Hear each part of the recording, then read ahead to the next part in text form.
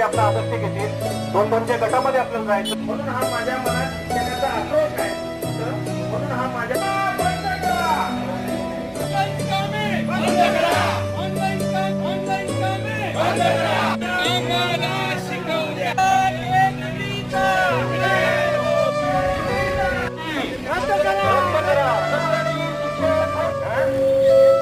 या पडलाय थोडासा थांबून घ्या.